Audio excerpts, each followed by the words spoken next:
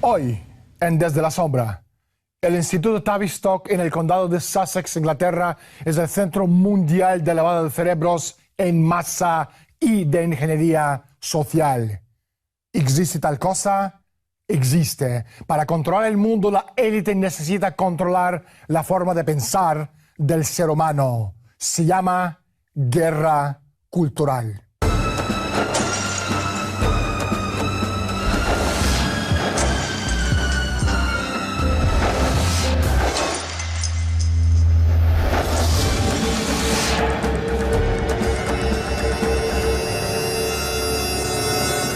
¿Cuál es el propósito de esas modificaciones de la conducta?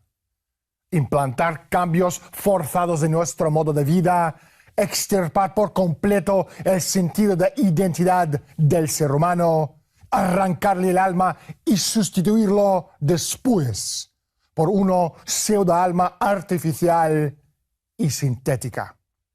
Para hacernos entrar voluntariamente en el mundo de la era postindustrial de crecimiento cero y progreso cero, es necesario forzar un cambio de la imagen que tiene el ser humano de sí mismo, del concepto fundamental de lo que somos. Hoy en Desde la Sombra hablaremos con David Christie y descubrimos tanto la red de Tavistock como los métodos de lavado de cerebro y guerra psicológica que están adaptando en este preciso momento con la intención de ser aplicados a proyectos de ingeniería social a gran escala. Pero primero, salgamos a la calle y preguntemos a la gente su opinión sobre el Instituto Tavistock. Lo desconozco. Yo también. No, no lo conozco. David, gracias por estar con nosotros y bienvenido al programa. Primera pregunta, ¿qué es Instituto Tavistock?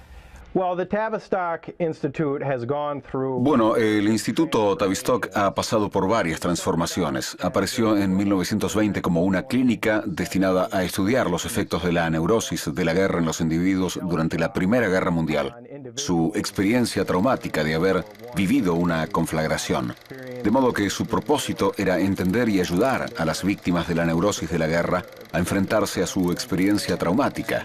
Poco a poco se fue convirtiendo en uno de los institutos principales dedicados al estudio de la así llamada dinámica de grupos. De todos modos, yo diría que uno no podrá entender lo que es el Instituto Tavistock si no entiende la transformación que experimentó el Imperio Británico. Y es lo que quería transmitir Winston Churchill cuando dijo: los imperios del futuro serán los imperios de la mente.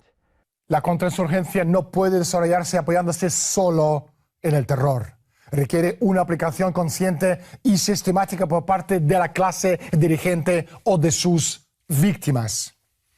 Esto es exactamente lo que se consiguió con el cambio del paradigma de la sociedad moderna. Toda clase de degeneración musical es un producto fabricado por orden de un laboratorio. Todo ecologista que no haya lavado el cerebro ha logrado huir de un laboratorio de ingeniería social. Todo drogadicto es un producto secundario de una política gubernamental del futuro cuyo objetivo final es la destrucción del espíritu humano y la degradación del hombre. Todos los defensores del radicalismo de izquierda y de derecha, de la conciencia cósmica, de la aberración que supone la New Age y el movimiento contra la guerra y la contracultura de las drogas y el rock, han sido asimismo proyectos de ingeniería social que forman parte de una conspiración única, centralizada y coherente, surgida de algún proyecto patrocinado por algún gobierno y financiado por una fundación y llevado a la práctica a través del Instituto de Relaciones Humanas de Tavistock. Operaciones de baja intensidad es un término clásico del Instituto Tavistock. David, ¿qué es o qué son las operaciones de baja intensidad? Las operaciones de baja intensidad sirven para asimilar el concepto de lavado de cerebro, que naturalmente implica inducir este estrés en las personas, luego aliviarlo, oscilar entre los dos estados y con eso forzar a la víctima a elegir una determinada conducta. Lo que hacen las operaciones de baja intensidad es aplicar este concepto a grandes grupos de personas. Tavistock había comprendido que la familia era el agente psicoactivo más poderoso de todos. Una de sus creaciones ha sido los grupos terapéuticos que proporcionaron la oportunidad que se necesitaba para aprovechar el poder que tenía la familia. El más adelantado de todos los practicantes brutales de la nueva psicología industrial fue el doctor John Rollins Rees, uno de los fundadores de Tavistock. Rees descubrió que el mundo de lo irreal podía crearse, el grupo social.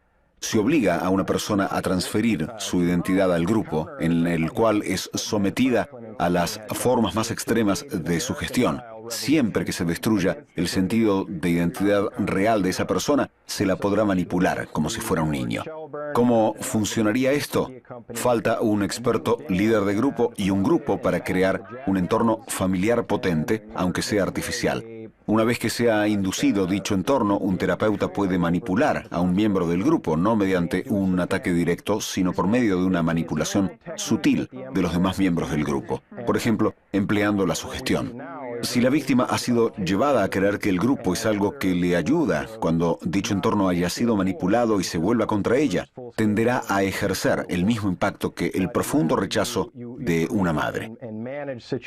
Fundador de Tavistock, Rees y el Instituto Tavistock comprendieron que la manipulación basada en la concepción burguesa de que el mundo exterior es algo mágico, es decir, miedos de la madre, era fundamental para controlar a las masas. Es decir, el Instituto Tavistock se puso a buscar métodos con los que manipular a las poblaciones explotando su ideología. Primero, creando numerosos grupos sociales y después poniendo dichos grupos en una situación competitiva, haciendo que todas las victorias dependieran exclusivamente de vencer a expensas de los grupos. Se podría establecer un orden social fascista. Bueno, yo creo que guerra cultural, ya de entrada la palabra guerra obedece a conflicto de... No sé si será conflicto, se referirá a conflicto de culturas, o entiendo eso en principio. Yo opino igual que él, lo único, guerra cultural puede ser la cultura de Oriente contra Occidente, algo así. Bueno, una transformación, viene a ser como una transformación, un bombardeo al ser, la cultura de la persona. Lo único que se requería era atomizar a la población objeto, emplear un arsenal de armas sociológicas y psiquiátricas que tuvieran como efecto enfrentar a unos contra otros. A una raza contra otra, a un grupo lingüístico contra otro, los derechos de las mujeres contra la opresión de los hombres, para después subdividir estos grupos en categorías profesionales, etcétera, etcétera, y después subdividirlos en pequeños grupos con intereses territoriales por comunidades, de forma tal que las fuerzas militares nunca se enfrentarán a más que una pequeña fuerza material representada por un núcleo duro resistente a una, por lo general, eficaz combinación de armas de control sociológicas y psiquiátricas. Cambiamos de perspectiva, cibernética.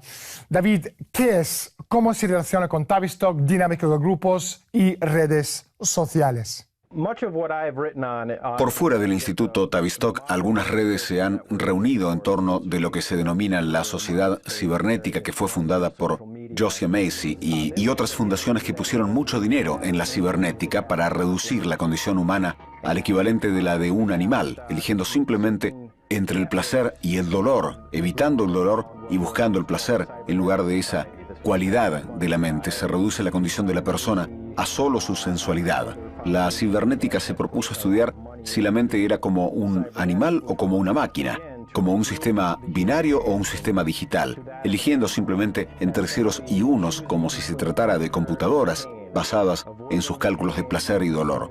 Y entonces lo que comenzaron a hacer fue estudiar cómo se produce esto en gran escala, como fenómeno social.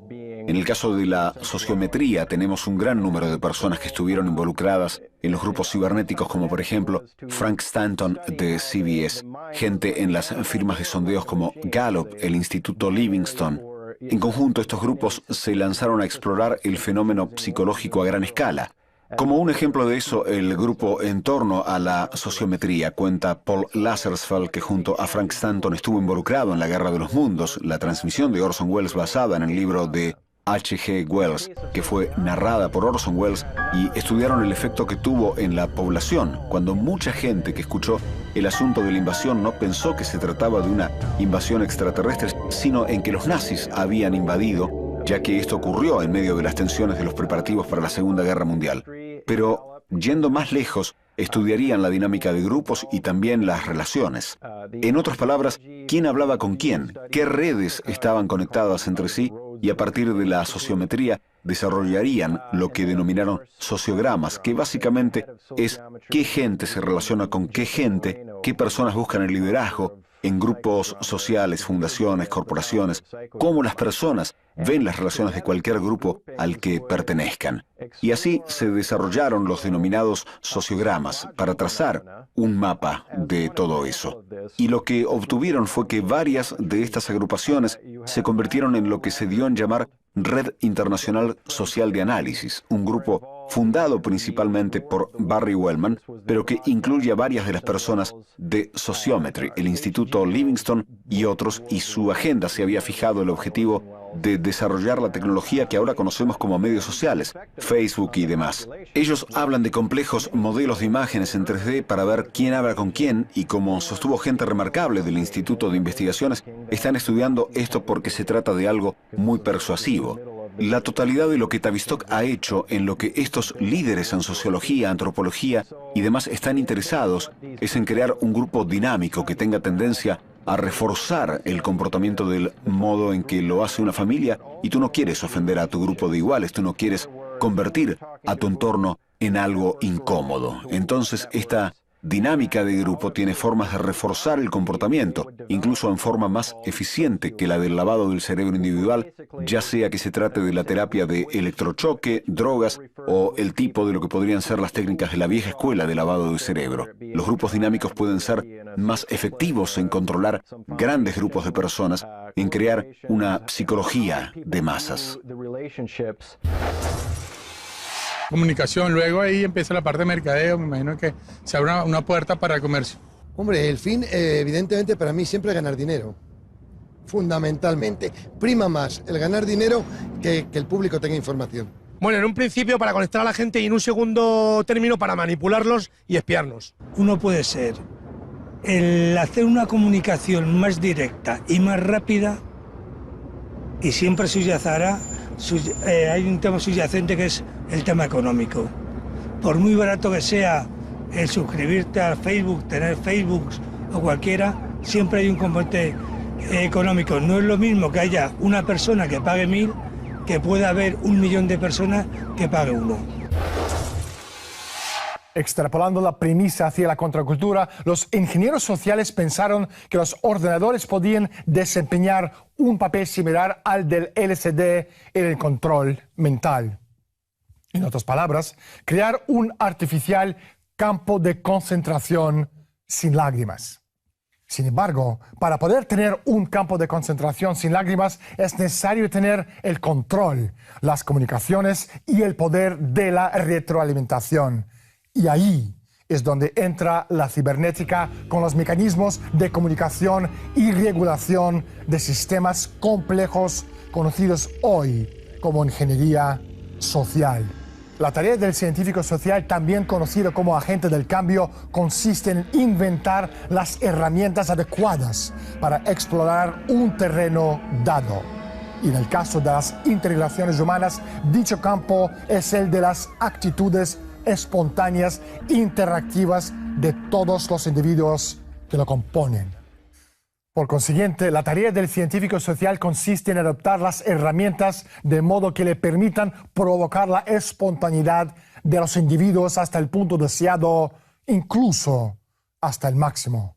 Una cosa que han sabido siempre los constructores de imperios como David Rockefeller es que la persuasión constituye la clave para iniciar movimientos fascistas. Esa es una de las razones de que inicialmente, allá por los años 50, las fundaciones oligárquicas invirtieran cantidades exorbitantes de dinero en la cibernética y que esas mismas fundaciones estén hoy día gastando miles de millones en tecnologías de redes sociales con el fin de cambiar el modo de pensar y de hacer la gente. ¿Por qué el lavado del cerebro se les resulta tan atractivo a los chicos del Instituto Tavistock?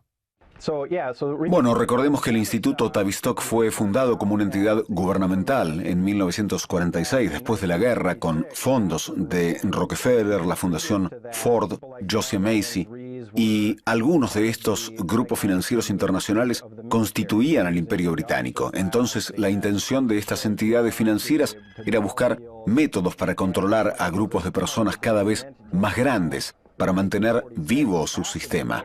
Y su sistema era el sistema feudal, en el que la clase campesina es controlada por los reyes, las reinas, los lores y los varones y toda una variedad contemporánea del fascismo corporativista.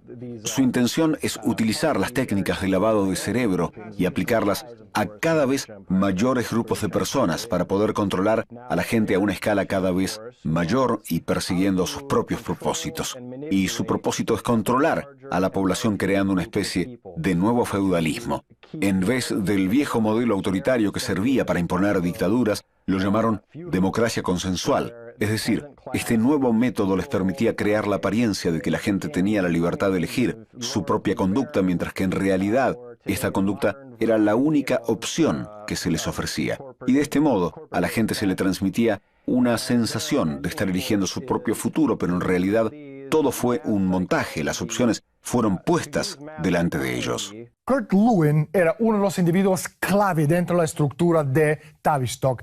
Él refinó técnicas del grupo sin líder en una herramienta de contrainteligencia. David, ¿cómo se hizo? Lewin fue el padre de la dinámica de grupos y uno de los primeros expertos que reclutó Rees. Comenzó su trayectoria profesional en la Universidad de Cornell, donde trabajó en una serie de estudios sistemáticos sobre el efecto de la presión social en los hábitos de la alimentación de los niños.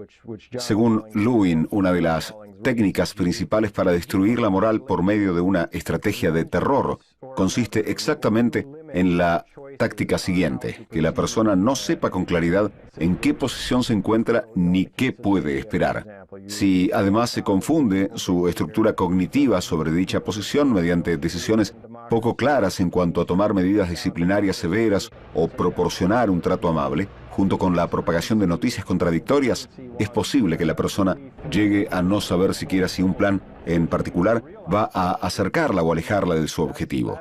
En esas circunstancias, hasta las personas que tienen objetivos claros y están dispuestas a correr riesgos, quedarán paralizadas por un grave conflicto interno respecto de lo que deben hacer. Creo que es igual. Cada gobierno, cada país proyecta su cotidianidad, lo que quiere. Al 50%. Correcto, igual que mi amigo. Yo creo que nos cuentan un 100% de mentira y 0 de verdad. Lewin propuso que mediante el uso de técnicas de lavado de cerebro destinadas a grupos pequeños se podría establecer una forma de dictadura fascista más eficiente. El número y la notoriedad de una horda de agentes autoritarios propia del régimen nazi podría reducirse si se crearan pequeños grupos comunitarios que se administrasen solos. Ellos mismos consideran que existen gracias a la capacidad que tienen como personas para influir en la conducta de quienes se encuentran en su entorno inmediato. El resultado, pensaba Lewin, sería una forma de fascismo más eficiente que tendría la apariencia de una democracia especial. En otras palabras, si el mundo atomizado de la persona se transforma en un entorno controlado de acuerdo a esas reformas estructurales fascistas, La mente de la víctima descubrirá que solo su potencial yo paranoico le proporciona el medio para estar en concordancia con dicho entorno controlado. Es decir, el fascismo es el mundo deseado que aparece en los sueños paranoicos del inconsciente. La Federación Mundial de Salud Mental era un proyecto del grupo de cibernética. David, ¿quién lo creó y con qué objetivo? John Rawlings Rees fue su primer presidente y la idea era promover el concepto de persuasión y crear una psicología masiva para la población. Pero todo esto forma parte del plan del gobierno mundial. Margaret Mead, quien posteriormente fue una de las presidentes de la Federación Mundial de Salud Mental, dijo que el concepto de la salud mental es extensivo al orden y la comunidad mundial, es decir, la necesidad de situar a psiquiatras en posiciones clave que les permitan desempeñar un papel determinante en los programas administrativos y sociales de los gobiernos y de la industria. No debe sorprendernos que el desaparecido George Orwell concibiera su novela 1984 después de haber pasado un tiempo en contacto con un grupo de seguidores de Rees. Creo que esto deja muy claro la intención de esa organización: participar en la destrucción del Estado-nación soberano. Es la forma moderna del imperialismo, que significa eliminar los Estados-nación y formar un gobierno mundial compuesto por una cábala internacional de cárteles multinacionales y bancos. Y es la forma moderna del Imperio Británico, una variedad moderna de lo que era la Compañía Británica de las Indias Orientales. La intención de esta organización era inducir una psicología masiva para crear un gobierno mundial. Inaugurada en 1948 por el Grupo de la Cibernética, la Federación Mundial de Salud Mental fue uno de los proyectos más deplorables que pusieron en marcha los principales sociólogos, psiquiatras y antropólogos del mundo, las denominadas tropas de choque psiquiátricas. Es decir, grupos de psiquiatras que desarrollaron métodos de control político que empujaron a la mayor parte de la población hacia la psicosis y empleando procedimientos de los llamados programas de modificación de la conducta. Se proponía dicha medida para que la población se volviera sumisa al orden económico internacional que seguiría a la Segunda Guerra Mundial. David, no hay tiempo para más. Muchísimas gracias por estar con nosotros. Le agradezco por el trabajo que usted hace. Cuando hablamos de guerra psicológica, con frecuencia hablamos de maneras de atemorizar al enemigo. Y para conseguirlo, debemos entender la psique del enemigo, lo que le hace amar, odiar, luchar y huir. Y a fin de encontrar el antídoto eficaz, Tavistock y compañía necesitan entender cómo reaccionará dicho enemigo en situaciones de estrés. Esto implica que las tropas del choque que propone Rees deben tener un profundo conocimiento de la psicología humana, un conocimiento que en sí mismo es una especie de magia negra. Y dado que estamos hablando de una guerra de percepciones, de maneras de ver el mundo, es importante que los psicólogos, los psiquiatras, los sociólogos y los antropólogos, esos hombrecillos grises, sin identificar y vestidos con trajes de flanela, que trabajan para Tavistock, comprenden el impacto del arte, la música, la literatura y otras expresiones culturales y la manera en que dichas formas de expresión representan el modo de ver el mundo. Como dijo Rees en 1945, las guerras no se ganan matando al adversario, sino minando o destruyendo su moral y conservando la propia. Soy Daniel Stulin. Bienvenidos todos al mundo de Humo Espejos.